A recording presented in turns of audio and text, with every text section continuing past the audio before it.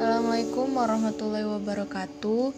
Kami dari kelompok 2 ingin mempresentasikan hasil analisis isu kami yang berjudul Analisis Isu Penanganan Pandemi COVID-19. Indonesia sampai saat ini masih berperang dalam kasus penurunan COVID-19. Namun masih banyak beberapa faktor yang menyebabkan kasus penyebaran COVID masih banyak. Oleh karena itu, pada pembahasan ini akan membahas analisis terkait isu penanganan COVID-19 di Indonesia. Di sini kami telah mengidentifikasi beberapa isu atau masalah seputar pandemi COVID-19 menggunakan metode pentahelix. Metode pentahelix itu sendiri terdapat 5 indikator, yaitu pemerintahan, akademik, bisnis, media, dan masyarakat. Setelah ditemukan beberapa isu, akan dianalisis menggunakan metode APKL atau WSG yang akan dijelaskan oleh rekan saya, Destia. Dari isu yang didapat menggunakan metode pentahelix tersebut, selanjutnya kita saring dengan menggunakan metode APKL dan WSG. Metode APKL sendiri merupakan salah satu metode yang digunakan untuk menentukan kelayakan suatu masalah dengan memperhatikan 4 faktor. Yang pertama adalah aktual, yang berarti isu tersebut benar-benar terjadi dan sedang hangat. Kemudian problematik, yang artinya memiliki dimensi masalah yang kompleks. Yang ketiga ialah kehalayakan, yang berarti menyangkut hajat hidup orang banyak. Dan yang keempat adalah layak, yang berarti masuk akal dan realistis serta relevan untuk dicarikan solusi. Isu yang kita dapat dari metode pentahelix adalah yang pertama, ketidaksiagaan pemerintah dalam menangani pandemi virus COVID-19 di Indonesia. Yang kedua, pembelajaran jarak jauh guna memutus mata rantai penyebaran COVID-19. Yang ketiga, banyak pelaku bisnis mengalami kerugian karena sedikitnya permintaan dan pembatasan kegiatan masyarakat. Yang keempat adalah hoaks terkait vaksin COVID-19 yang beredar justru memicu bahaya atau memperparah keadaan masyarakat. Dan yang kelima adalah teori konspirasi mengenai pandemi COVID-19 dimulai dengan isu virus yang sengaja disebarkan dari sebuah laboratorium di Wuhan, Tiongkok. Setelah 5 isu tersebut kita analisis, ternyata terdapat 4 isu yang memenuhi syarat karena kelayakannya terpenuhi. Namun, terdapat 1 isu, yaitu isu teori konspirasi mengenai pandemi COVID-19, dimulai dengan isu virus yang sengaja disebarkan dari sebuah laboratorium di Wuhan, Tiongkok, tidak memenuhi syarat karena tidak sesuai asas aktual dan layak. Kemudian dalam menentukan prioritas masalah, kami juga menggunakan metode USG sebagai alat untuk mengetahui isu mana yang menjadi paling prioritas dengan menggunakan kriteria urgency, seriousness, dan growth. Urgency berarti seberapa mendesaknya masalah tersebut untuk diselesaikan berkaitan dengan dimensi waktu. Kemudian seriousness mengacu pada penyelesaian masalah dikaitkan dengan akibat bisa menimbulkan masalah baru. Dan growth yang berarti berkaitan dengan kemungkinan berkembang memburuk kalau masalah tersebut tidak diselesaikan. Dalam metode USG terdapat interval untuk penentuan prioritasnya.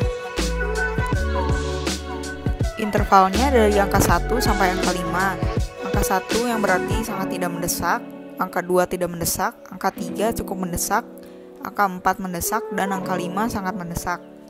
Bisa dilihat bahwa berdasarkan hasil analisis kami menggunakan metode USG, isu paling prioritas adalah ketidaksiagaan pemerintah dalam menangani pandemi virus COVID-19 di Indonesia. Karena apabila isu tersebut tidak segera ditindaklanjuti dengan baik, maka akan terjadi dampak serius atau negatif dalam kehidupan negara dan masyarakat. Setelah menggunakan metode USG akan ditemukan masalah prioritas. Kemudian akan dituangkan lagi untuk mencari akar masalah dengan metode Fishbone. Metode Fishbone itu sendiri adalah salah satu metode untuk menganalisa penyebab dari sebuah masalah atau suatu kondisi. Sehingga penyebab atau akar dari masalah dari ketidaksiagaan pemerintah terhadap pandemi COVID-19 adalah kurangnya fasilitas umum kesehatan, melonjaknya kasus COVID, kurangnya tenaga kesehatan, beredarnya vaksin palsu, jumlah vaksin terbatas, sehingga dalam hal ini pemerintah belum siap dalam menangani dampak COVID-19. Dan pada akhirnya sampai saat ini pemerintah belum mampu menangani berbagai masalah akibat atau dampak dari COVID-19. Setelah ditemukannya akar masalah, maka langkah selanjutnya adalah alternatif penyelesaian, di mana kami menggunakan analisis SWOT untuk menemukan strategi dalam penanganan isu pandemi COVID-19. Strategi yang pertama yaitu menggunakan kekuasaan pemerintah untuk bekerja sama antar pemerintah dalam menangani dampak COVID-19. Yang kedua, mengajak masyarakat agar untuk tetap tenang dalam menghadapi pandemi COVID-19. Yang ketiga, menggunakan tugas dan tanggung jawab sebagai pemerintah untuk melindungi masyarakat serta mengawasi dari pihak-pihak luar. Dan yang terakhir, lebih waspada dan sigap dalam berbagai ancaman dari dalam maupun dari luar. Setelah ditemukannya beberapa alternatif penyelesaian, maka akan dituangkan dalam tabel-tabel yang akan dijelaskan oleh rekan saya Giardino. Dari analisis SWOT yang telah dijelaskan menghasilkan 4 strategi yang kemudian dimasukkan ke dalam tabel rekomendasi alternatif penyelesaian isu. Yang pertama yaitu menggunakan kekuasaan bekerjasama antar pemerintah dalam menangani dampak COVID-19. Tahapan alternatifnya yaitu menerapkan PSBB, PPKM, dan tes swab massal.